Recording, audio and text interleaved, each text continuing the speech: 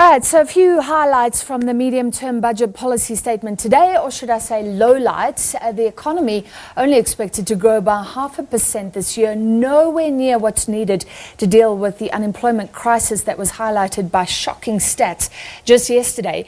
South Africa is living on credit well beyond its means, and the Finance Minister Tito Mboweni sounding the alarm about a debt trap. Now, currently South Africa owes more than 3 trillion rand, and Mboweni says if nothing is done, that's expected to rise to 4 trillion rand over the next 3 years. He outlined some cost-cutting measures to save 150 billion over the next few years. This includes freezing some government salaries, dealing with the wage bill, things like cell phone and car expenditure caps as well. Mboweni said the average government wage has risen by 66% over the last 10 years. Well, the medium-term budget policy statement does not exactly outline how much will be spent on each item or how that money will be raised. It gives an outline rather of expected expenditure over the next few years.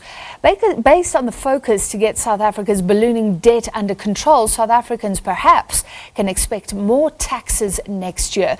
Let's get some perspectives now. We're joined by investor Owen Nkomo, the CEO of Inkunzi Wealth.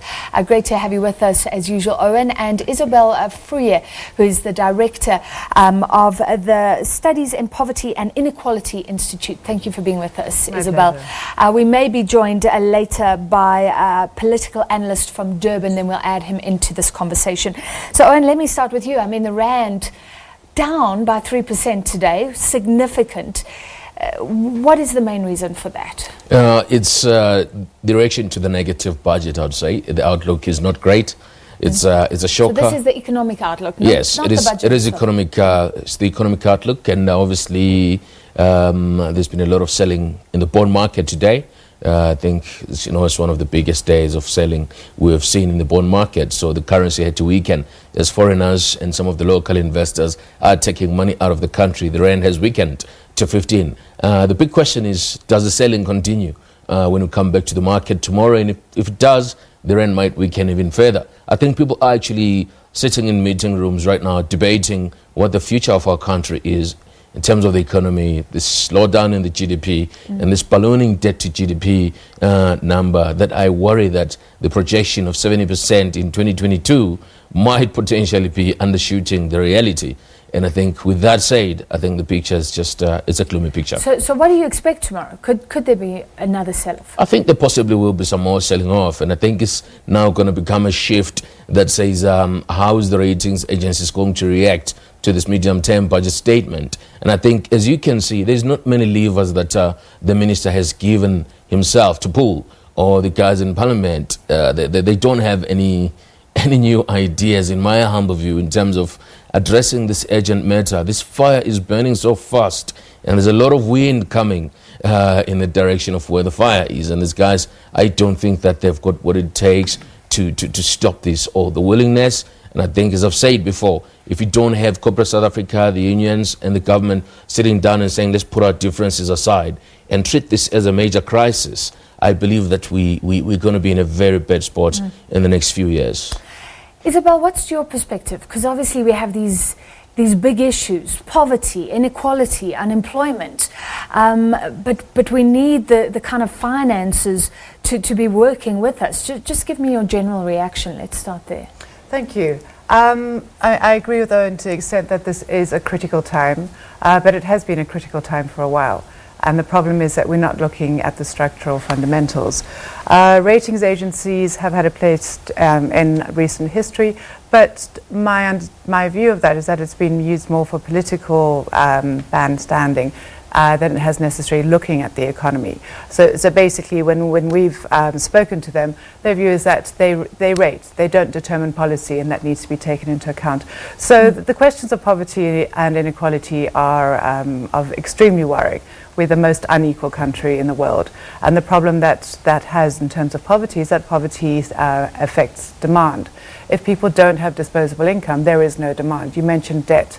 Most poor households are borrowing just for consumption in order to meet their basic needs. So we know from Statistics South Africa that more than 1 in 2 people live below the poverty line. More than 1 in 4 people are starving. And that affects not only people's ability to be productive, but also how children develop, their developmental impact, and it affects people's ability to make informed choices. We saw the unemployment figures coming out yesterday, again, a continuing trajectory of increasing unemployment. And in this country, what we have is a social security system that was designed under apartheid to cater for children and old age people, but not to cater for 18 to 59-year-olds. So for the majority of working age people, of the unemployed, they have absolutely no way to support themselves or to generate, as I said, that demand. Okay, so it's terribly dire. What were you expecting? What were you hoping to hear today that could have been helpful? And did you hear it? No. The point about the austerity, the line that the MTBPS held, we were hoping that it would be not as stark as it is. The problem with austerity is that we don't have enough slack to cut. What we're doing now, I mean, government line departments in terms of social security, education, healthcare, we're told to to cut between 5 and 10%. Now, if you look at education, that means that if you've got maintenance grants and infrastructure grants being cut, that schools will be falling down. The point is, what do you do when it's people? We know that food is the one thing that people can reduce on. So I think that what we were hoping for would be a more engaged look at alternatives in terms of where income can come from. There wasn't sufficient recognition that the poor are bearing the brunt of corruption. And it's not the fault of people who are dependent currently on state resources, that other people enrich themselves significantly. Now the question is, how do we get ourselves out of it? There's been a lot of econometric modelling that shows that if you redistribute through the fiscus, which is basically what people do in social democratic countries, you then are able to stimulate demand. And if you can look at the industrial policy, gear that up towards locally manufactured goods, and enable people to support those and to purchase those. There's very little point for people who are in far-flung rural areas or in township economies to produce, because there's very little way that people can support that. Yeah. So we are stagnant. And the point is that we've got a constitution that enjoins the state to progressively realize socioeconomic rights. I think one of the things that came through for me in the budget, just in the way that the Minister of Finance put things across, was that instead of being citizens with rights, people became basically users, end users. And that's a significant shift, because it means that you can treat people as an entry on a balance sheet rather than as rights holders, and that's really dangerous. All right, let's get a political view, because Xolani Dube from Xubera Public Forum is with us from Durban. Xolani, you know, we're talking about this bleak picture that doesn't help all our issues, that didn't help the rand today. At least some of the other politicians were saying that the finance minister is being honest about where we're at. Just appraise his performance today for us. I suspect here the minister was speaking on different level. Let me say on two levels. The first level was on the business, and he was assuring them that he is doing something. This government is doing something in order to please them. But on the other side, he was speaking to the people who have nothing, where he was cracking the whip, where he was telling them that, look, you have to tighten up your belt. Look, after all, the poor, they don't have belt, they don't have waist. They've done everything in order to give it to the so-called, to the business world. But as I'm saying, at the same time, the problem with this budget, or any budget that we have in South Africa, is the fact that it is not connected to the policy of our country. But the question that we have to ask ourselves, what policy do we have? Because if we don't have a policy, economic policy, a sound economic policy, we look at the budget as the panacea, as something that will solve our problems. But the fact of the matter is a very simple one, and we have to accept now that the neoliberal policies are not really helping us, but they are pushing us to a corner. And at the end of the day, I can assure you, they are going to make the Rainbow Nation an ideal concept, not the real concept, because Tito Mboweni can't serve two gods. He can't serve the poor at the same time he can't serve the rich. He must be at the center. He must try to reach the paradigm, he must try to be at the center. How is he going to do that? The only way is through that forum known as NEDLEC. That's where labor, the business, and the civil society converge. And is where in that forum where really a robust discussion regarding the policy of this country is supposed to be discussed, because currently our country is not having a policy. We are surviving on a neoliberal policy that favors the rich, that favors the business, but is really forsaking the poor. And so, as I'm saying, this budget was mainly trying to please the business, but at the same time, he was cracking the whip to the poor. Unfortunately, the poor have nothing. Whether that whip that you crack on the poor is going to help, the fact of the matter is not. I think the poor, as well as the business, through NEDLEC, they need to have a serious conversation. Xolani, is it really neoliberal? Because some would say, let's privatize, and I don't think government feels like it has the scope to go for a lot of privatization in state-owned entities. That's what business wants. Investors would like to see maybe some job cuts. If you've got 3,000 workers and everybody who's looking at that from an investment perspective saying that is completely unjustified at Eskom. So isn't the problem that politically the minister can't move in either direction because of the different competing interests, the different economic philosophies in South Africa and within the tripartite alliance? Look, let us be open and honest. The Ramatitonomics is just a fusion of Thatcherism as Reaganomics. These are just voodoo economics that they failed in the world and that have made Britain as well as USA kind of failed states during these two presidents, Margaret Thatcher as well as Reagan. Because remember, during those times, the main focus was more on privatization. But post that, ask the American, ask the British what happened in those countries. They felt that it was kind of an unwise move. And when you look today, when people talking about Eskom and any other SOEs to say must be privatized, we must understand that privatization in an essence is an indication that our government has failed to manage the resources of this country. And so privatization is an easy way out of taking the responsibility. And so our government can see that, look, we don't have a capacity and we don't want to take this responsibility. We rather hand it over to other people who will make more money and at the expense of government in terms of being the one who is the custodian of generating income. During the times of apartheid, remember that Eskom, SAA form the backbone of our economic development of South Africa. And so now we have to ask ourselves, if we privatize these state-owned entities, what is going to be the backbone? What is it that is going to generate the economy of this country? And what is it that is going to create innovation, especially to young people who come from tertiary institutions, who want to come to these state-owned enterprises and excel and give South Africa new innovation? It means that if our government really privatizes these state-owned enterprises, we are not going to have centers of innovation. Rather, what is going to happen?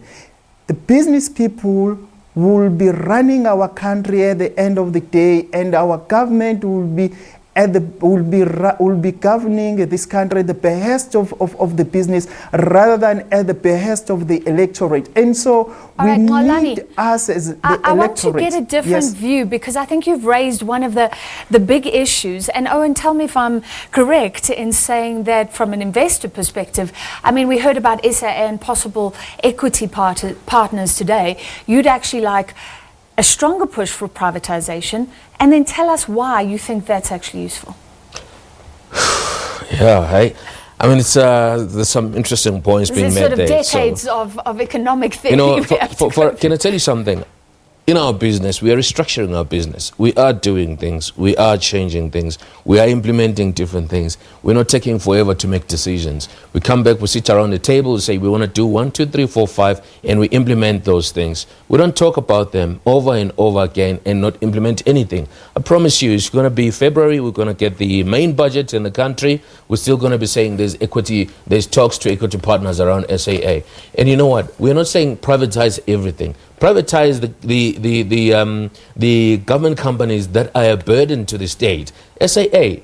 Does SAA save you? Does it save the men in the streets? I don't think many people use SAA. It's expensive. There's alternatives when you're traveling locally. So who exactly does benefits from the existence of SAA? I wouldn't privatize Eskom. I'll try and manage it better.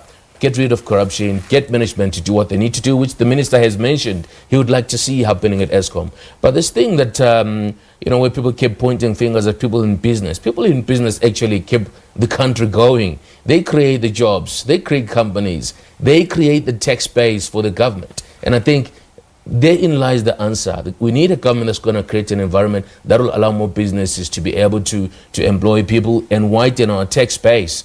And if you create an environment that's business unfriendly, people are going to keep their money in the bank, or they're going to take the cash overseas and not commit to investing in the country. Right now, the president needs to be encouraging investment in the country by local business people. And I think at the same time, this conversation is complicated by the fact that, we've already have created a culture that says we will look after our people at all costs. And unfortunately, it's not easy to change that structurally, because you've got this budget that is, that's got a deficit that keeps increasing, but you must look after everyone. We must do that. And at the same time, some countries, what they do instead is get the engine of the economy going, so people rely on salaries and they get jobs instead of getting handouts from the government. And I believe strongly that, in my view, it's one of the biggest challenges we have as a country. It's something that we might not ever be able to solve.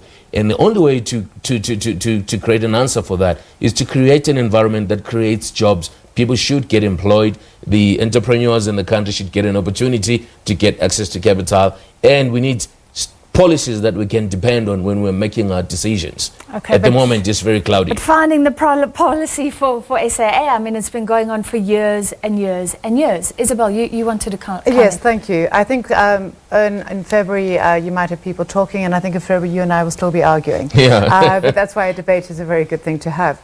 I mean, the point that Owen was making about a sort of a culture of dependency, unfortunately in our country it's called the Constitution, and so we're almost talking with two different languages here. We need to find a way in which we can mix those together, because the Constitution is the social compact that holds us together. The previous participant was talking about NEDLAC, which is the apex social dialogue perspective, and that's where you were talking about wanting Labour to come into agreement with government and business, and we need to have that happening. But we can't run away from certain basic points. One of the big points is that our National Development Plan is premised on a over 5% aggregated annual growth rate. We've just downscaled to 0.5%. So there is no fit there. The question is, if there's no fit, what are the alternative plans that are being rolled out? Or do we keep on chasing this elusive plan and thereby losing the opportunity to make other sacrifices on all sides? I think the other thing that we need to look at is that we were told that we're looking at about 50 billion shortfall over the next 3 years. We've got to find 50 billion. Now, where are we going to find that? Yeah. Even if we bring growth online, it's not going to be there immediately. We can't take that out of the mouths of the poor. We need to look at increasing corporate taxation. We need to look at selling South African bonds, which are still quite popular. There are ways of raising debt understanding this is a crisis that we have to get ourselves out of. Can I try use this example, because we have this struggle between, protect jobs, keep SOEs as they are, versus privatize and be efficient. And I'm speaking here as a state company worker in possibly a vulnerable position if we start cutting across the board. But should we keep thousands of people in jobs in Eskom, say, if there is evidence that they are not needed? Do you make a sacrifice there for the greater good, or do you protect those individuals at all costs? Which again comes down to the question, for whom is the economy? If the economy is for the state and for the people in the state, then they can't be moved around, as I said, like an economic unit. The other point is, we're looking forward to a fourth industrial revolution.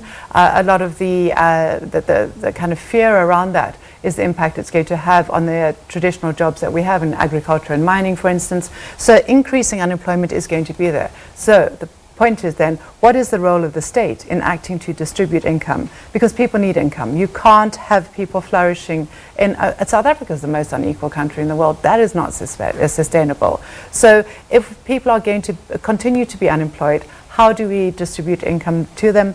And especially given that there are no social grants for 18 to 59-year-olds. How are people meant to survive in the face of abject poverty and lack of access to markets, lack of access to jobs? So, what Owen was saying, I hold a totally different view, and I feel, okay, well, I think interjecting? I apologize, but you know what? My problem is that there's been so much leniency, there's been so much of a soft hand on the very difficult things that are leading this country down a very dangerous path. In the next 3 years, we're going to increase our national debt by 1.5 trillion So rands. are you talking about keeping people in jobs where they're not needed? I'm saying let's take our emotions. Let's make it simple. Let's take our emotions out of this discussion.